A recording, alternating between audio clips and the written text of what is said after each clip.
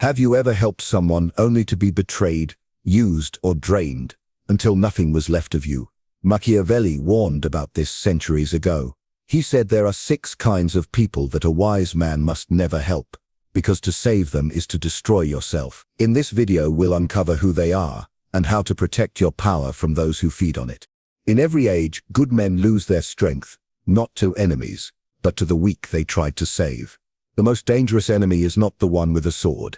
It is the one who hides behind your kindness. Today I will reveal to you 6 kinds of people I have seen destroy empires, weaken kings, and corrupt the hearts of those who tried to help them. Remember my words, mercy without wisdom is a dagger, pointed at your own chest. The perpetual victim. There is a kind of person that feeds on the sympathy of others, like a leech upon the skin of generosity. The perpetual victim. They are masters of sorrow, poets of their own misfortune. Every word they speak drips with tragedy, every sigh an unspoken accusation against the world. When you encounter them, you feel a moral tug, a whisper that says you must help. It is human nature to be moved by suffering. Yet Machiavelli would remind you pity, when uncontrolled, becomes a weapon used against the strong. The victim does not seek redemption. They seek validation. They will tell you they want to rise, but in truth they have made a home within their suffering. It is their identity, their shield, their excuse. You will extend your hand to lift them, but they will not rise. They will cling. They will hold you in the pit beside them, and call it loyalty. They will speak of your kindness as proof that they were right to remain helpless. The more you give, the smaller you become, until their despair becomes your reflection. You cannot free a man who does not wish to stand. You can only watch him pull you down as he drowns. The most dangerous aspect of the perpetual victim is their subtlety. They do not threaten you openly. They do not curse or plot. Their weapon is emotional dependence. They appear weak, yet their weakness consumes strength. They are a fire that burns silently, not with rage, but with need. Machiavelli would say that a prince must know the difference between compassion and corruption, between aiding the deserving and empowering decay. To help one who refuses effort is to wage war against nature itself. For in every act of misguided mercy, you betray your own reason. You become a servant to their sorrow, and they the ruler of your empathy. In the court of life, such people will often cloak themselves in noble language. They speak of betrayal, of people who wronged them, of dreams that failed because others were cruel. But if you listen closely, you will hear the same melody repeating endlessly. A song with no verse of responsibility. They are never at fault, never mistaken, always wronged. To them, life is not something to be mastered, but a stage upon which they endlessly perform their pain. They crave witnesses, not solutions. Each time you intervene, you confirm their delusion that salvation comes from outside, never within. Machiavelli, observing human nature in the courts of Florence, knew this pattern well. He saw rulers fall not because of open rebellion, but because they surrounded themselves with those who demanded help, yet offered nothing in return. He wrote that a wise prince must discern between those who serve his purpose and those who drain his power. When your time, your energy, your spirit are poured into those who will not grow, you are not acting out of kindness. You are surrendering your sovereignty. The victim does not wish to share your power. They wish to borrow it indefinitely, and in their need they will consume you. If you continue to rescue such people, you become trapped in a cycle of false virtue. You begin to see yourself as their savior, and that illusion feeds your pride, even as it drains your life. Machiavelli warned that pride is the favorite disguise of ruin. The victim flatters you by needing you. They make you feel noble in your sacrifice. But nobility is not measured by how much you give away. It is measured by how wisely you preserve what you have built. The strong do not despise the weak, but they refuse to drown with them. To be wise is not to turn your heart to stone. It is to know where to direct its warmth. Some people must be observed, not rescued. Some lessons must be learned through pain, not prevented through pity. For if you rob a man of the consequence of his own choices, you rob him of the only teacher that can awaken him. Machiavelli would say that true mercy lies not in saving everyone, but in saving only those who are ready to stand. The perpetual victim is not your project. He is your test. Will you fall for his performance, or will you preserve your throne? A prince cannot rule his realm if he is ruled by the tears of those who refuse to act. 2. The envious ally. There exists another kind of danger, far more subtle than open hostility, the envious ally. He is the one who stands beside you, not behind you. He praises your victories, yet his heart trembles with quiet hatred. Machiavelli understood this creature well, for envy is the oldest poison of power. The envious man will smile as you rise, applaud as you succeed, and bow as you advance. But his applause carries the rhythm of resentment. His gratitude is a mask, his loyalty a performance. When you help such a man, you do not create a friend. You forge a rival who hides his sword behind your back. The problem is that envy does not announce itself. It disguises itself as admiration. He will speak of how much he respects you, how he wishes to learn from you, how he stands inspired by your discipline. But deep within, every gesture of your strength reminds him of his own weakness. Every gift you give him whispers that he is less than you. In his mind, your success diminishes his worth, and so your kindness becomes an insult. Machiavelli warned that when men feel inferior, they cannot love those who elevate them.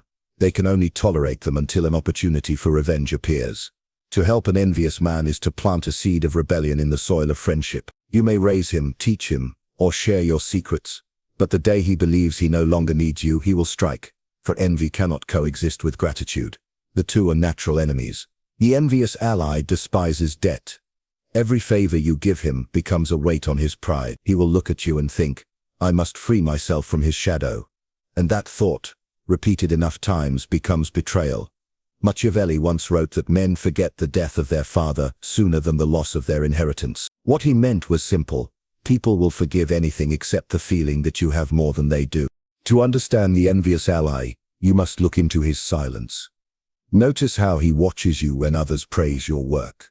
His smile stiffens, his eyes flicker with calculation. He will often offer small compliments followed by subtle insults. He might say, "You're lucky to have that success," or "You make it look easy." These are not words of admiration, they are the language of disguised rivalry. He studies you not to learn, but to compete. Your generosity is the rope he will later use to hang your name when the chance arises. In the court of Florence, Machiavelli saw rulers fall not because of armies but because of trusted allies who turned jealous when they saw too much light shining on their master.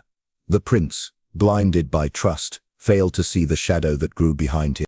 The danger of helping the envious is that you create someone who believes your success was built on their suffering.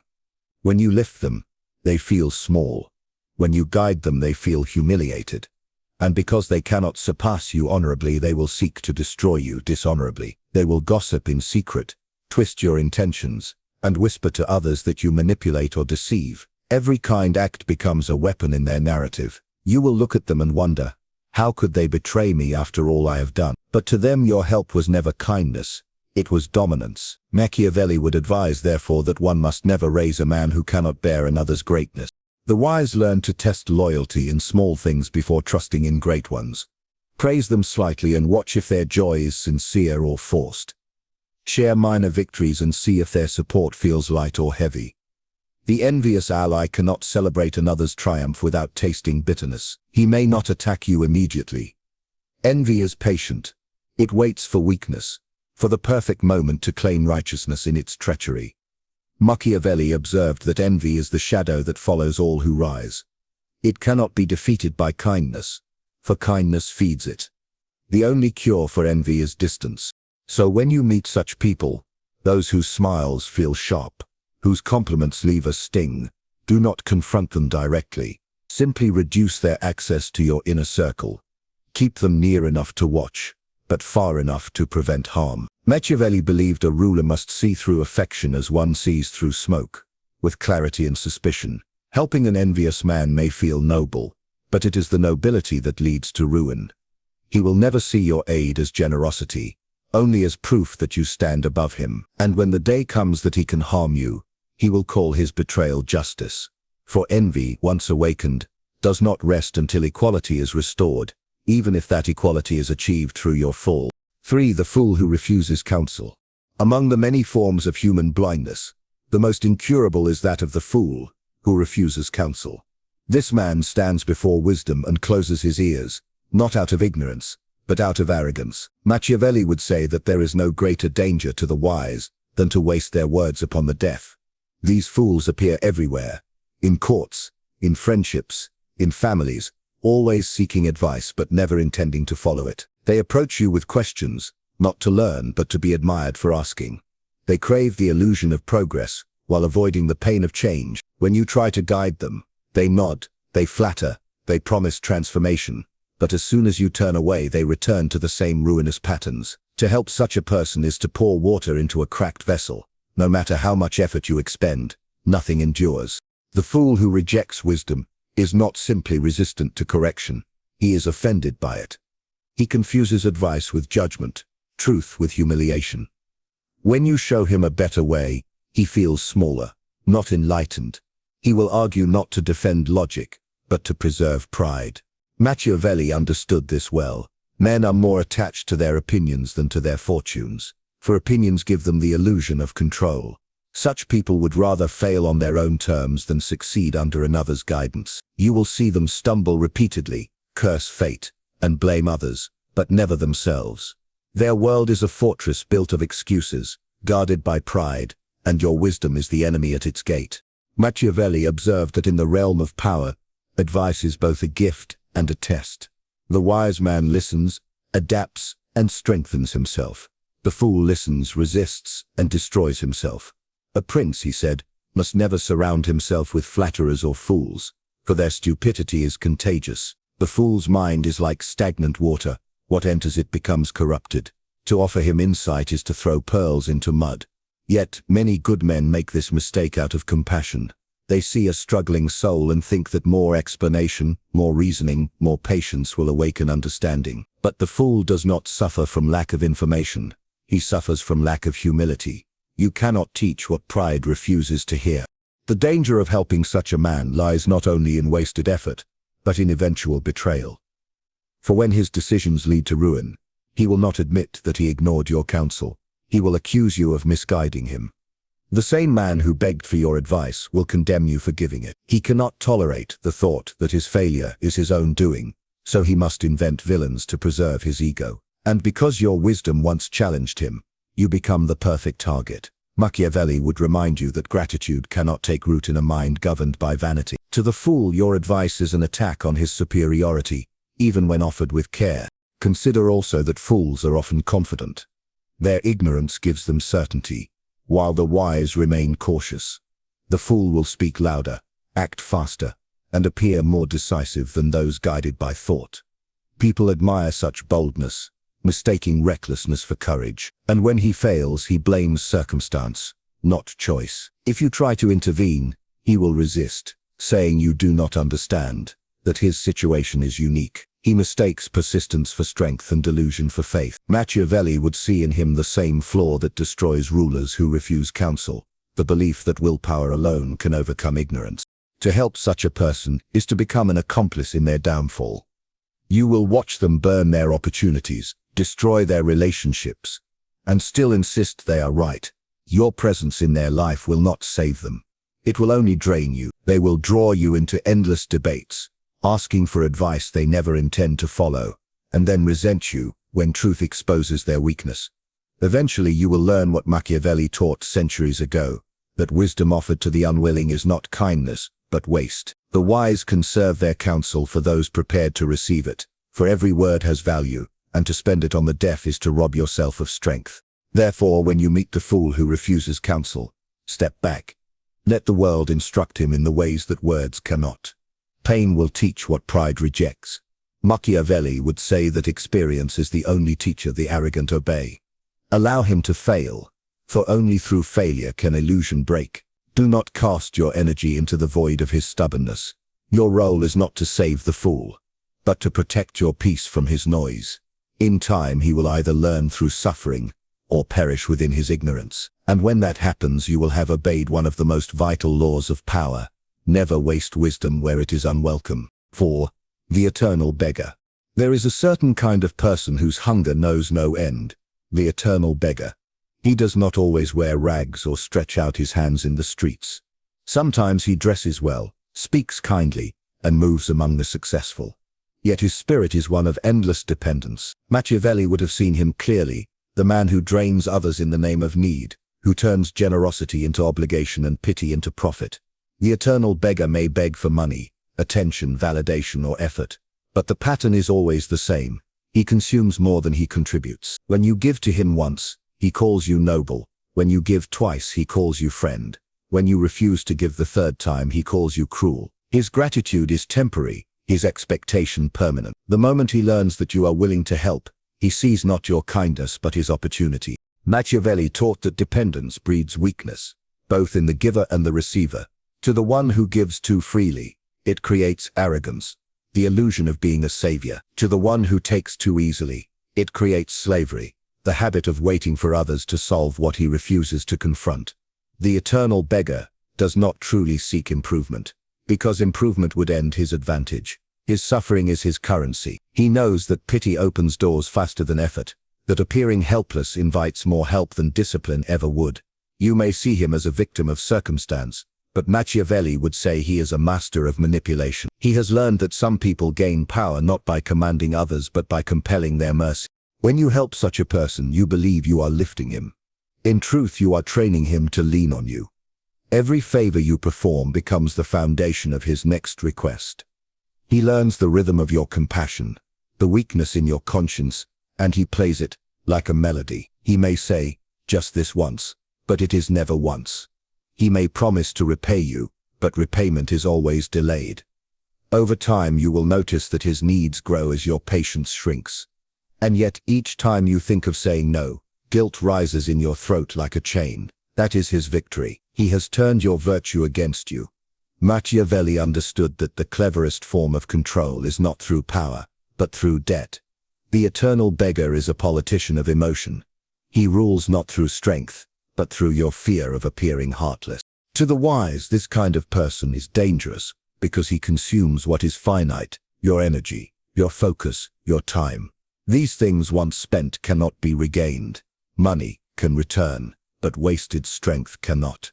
And worse, the beggar's dependence spreads like rot. When others see that your generosity has no boundary, they come to take their share. Before long, your life becomes a marketplace of demands, where everyone bargains for your compassion, and no one respects your limits. Machiavelli would warn that a prince who feeds all who cry hunger will soon starve his own kingdom. True leadership requires discernment, to know who is hungry because of injustice, and who is hungry because of idleness. The eternal beggar often disguises himself as humble. He speaks softly, praises your character, and appears grateful. But his humility is a mask that hides entitlement. Deep within, he believes the world owes him a living. He feels no shame in taking because he sees himself as wronged by fate. In his mind, generosity from others is justice, not charity. If you deny him, he will curse you in secret. If you help him, he will expect more. Such a man is a parasite upon compassion. Machiavelli would say that kindness must serve reason. Otherwise it becomes tyranny upon the giver. The one who gives endlessly without wisdom will eventually find himself surrounded not by friends but by beggars. To protect yourself, you must learn to say no without apology. The moment you do, the eternal beggar will reveal his true face. Resentment, accusation, guilt. He will say you have changed, that you are cold, that you owe him more. Do not be moved. Machiavelli would remind you that loyalty bought through generosity is not loyalty at all.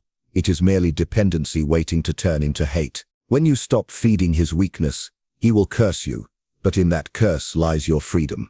You owe nothing to those who refuse to rise. In a world where many take more than they give, strength lies not in endless compassion but in disciplined mercy. The eternal beggar teaches this one painful truth: to save everyone is to destroy yourself. 5. The betrayer in disguise.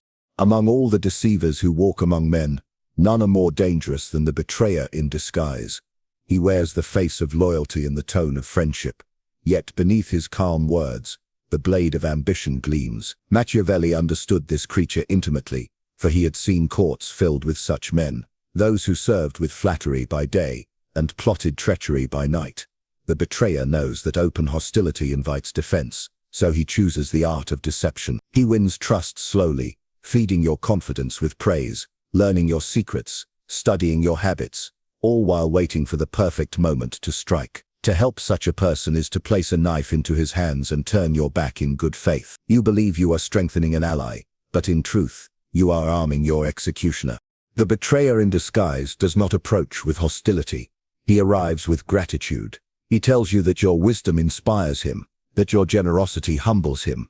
He mirrors your beliefs, agrees with your thoughts, and becomes what you wish to see. In this reflection you mistake resemblance for loyalty. Machiavelli warned that such imitation is the camouflage of the cunning. They become your shadow to study your movement. They ask questions not from curiosity but from calculation. Every word you speak in trust becomes a note in their ledger, to be used when convenience demands. And when the time comes, they will betray you not out of necessity but out of opportunity. For the betrayer does not need a reason. He needs only a moment when treachery benefits him more than fidelity. Machiavelli once wrote that promises are made out of necessity but broken out of advantage. The betrayer understands this law better than anyone. His loyalty lasts only as long as his interest. When fortune favors you, he stands proudly beside you. But when fortune shifts, he disappears into the ranks of your enemies and calls it wisdom. He will say, "It was nothing personal, only survival." Such people turn betrayal into philosophy, deceit into strategy. To them, morality is a costume worn for the crowd. They measure every relationship in terms of utility. The moment you stop being useful, you become disposable.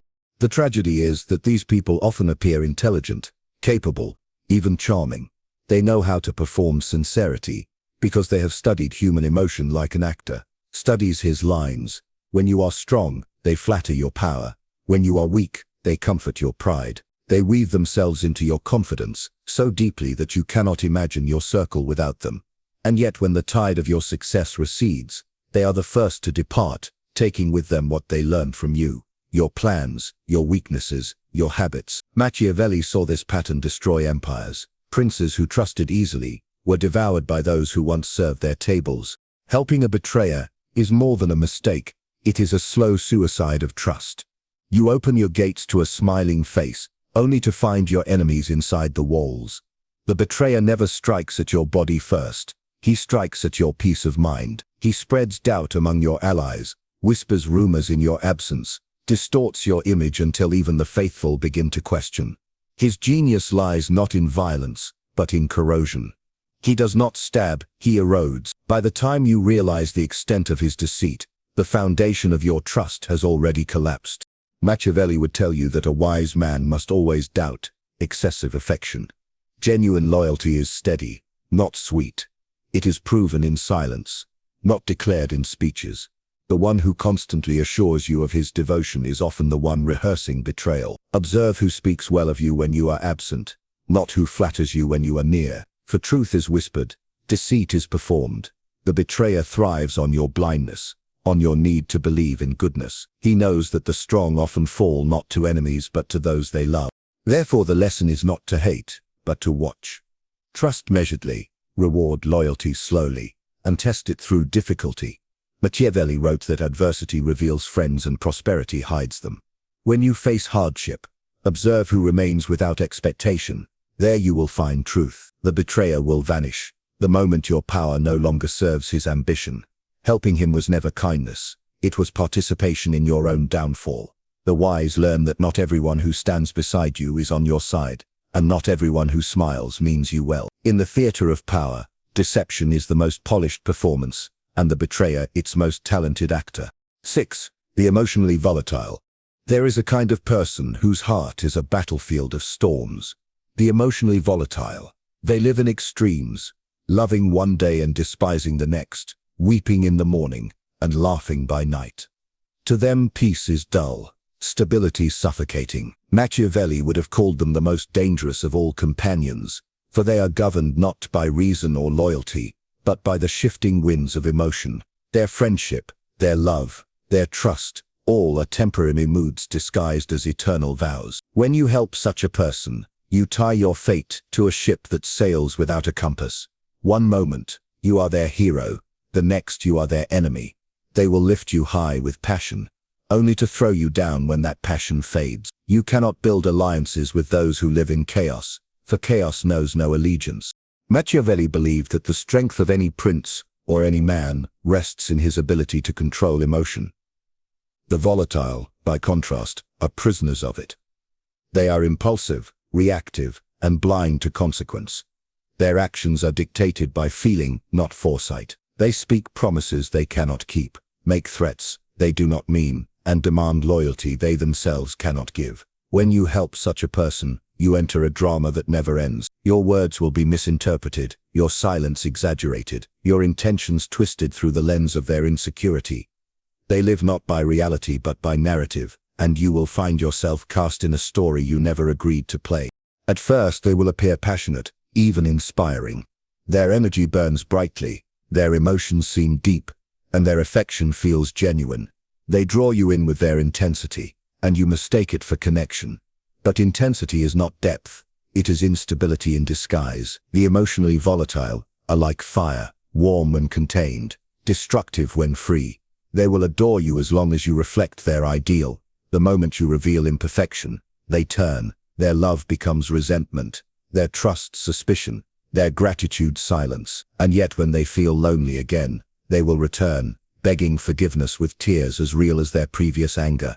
Machiavelli, ever the observer of human contradiction, would remind us that emotion is the most unreliable currency in politics, and in life. It buys devotion one day and betrayal the next.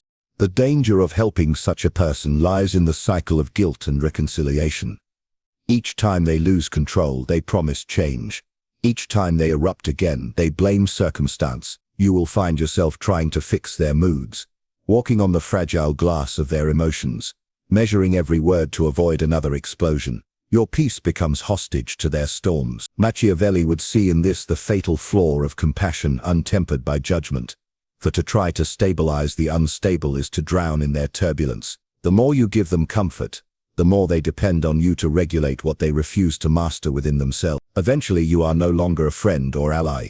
You are an emotional caretaker, a prisoner disguised as a savior. The emotionally volatile are also masters of distortion. They remember selectively, twisting events to fit their feelings. One kind gesture becomes proof of betrayal, if their mood darkens. One disagreement becomes evidence of abandonment. They rewrite history each time their heart shifts. Machiavelli would advise you never to argue with such a person, for reason cannot penetrate the fog of emotion. You cannot convince the storm to calm. You can only step away until it passes. But if you stay too long, their chaos becomes your normal. You begin to absorb their instability, mirror their tension, and lose yourself in the process of appeasing them. Machiavelli's wisdom teaches that emotion, when uncontrolled, is the enemy of power. The volatile destroy themselves, but they also destroy those who stand too close. A prince who rules by impulse loses his state.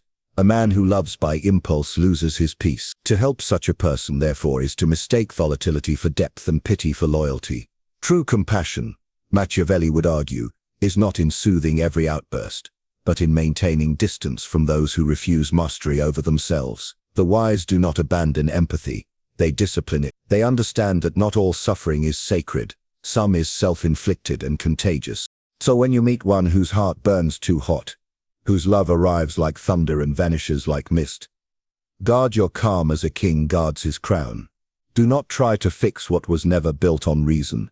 Let them rage, let them weep, let them learn through the wreckage of their own storms. For if you stay, you will be pulled into their tempests, until your strength is spent. Machiavelli would whisper from across the centuries, "He who governs his emotions rules himself. He who serves another's emotions becomes their slave." The choice, as always, belongs to the wise.